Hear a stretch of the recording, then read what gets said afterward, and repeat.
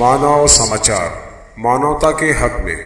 Jawahar Nagar police स्टेशनकडून आज रोजी 32 mobile ज्या नागरिकांचे बसेसमधून रिक्षामधून मिसिंग झाले होते, चोरी गेले होते, असे 32 मोबाईल आज आपण माननीय सहाय्यक पोलीस आयुक्त नाशिक शहर संभाजीनगर शहर यांच्या मार्फतीने देण्यात आलेले आहे।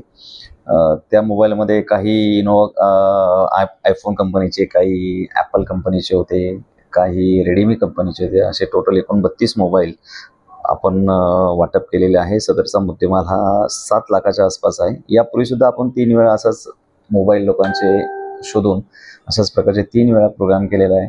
आजपर्यंत 142 मोबाईल आपण वाटप केलेले आहे। सदरची कारवाई माननीय पोलीस आयुक्त संभाजीनगर प्रवीण पवार सर, तसेच माननीय झोन 2 सर स्वामी सर आणि सहाय्यक पोलीस आयुक्त रणजित पाटील सर यांच्या मार्गदर्शनासाठी केलेली आहे।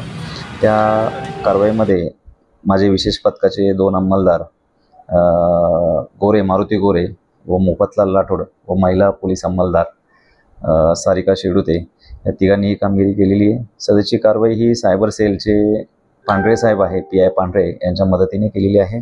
सायबर सेलकडून डाटा उपलब्ध झाल्यानंतर ही मोबाईल मिसिंग CR पोर्टलवरती अपलोड केली जाते। CR वरून आलेली माहिती व सायबरकडून आलेली माहिती, त्याची माहितीच्या आधारे मोबाईल आम्ही शोधलेले आहे।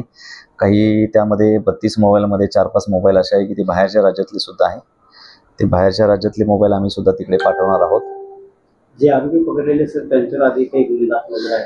नाही, हे मोबाईल आम्ही ज्यांच्याकडे मोबाईल होते ते सर्वसामान्य नागरिक होते, ते मोबाईल वापरत होते, मिसिंग मोबाईल होते, त्यांना मिळालेला काही जणांना होता, काही जण विकत घेतलेले होते।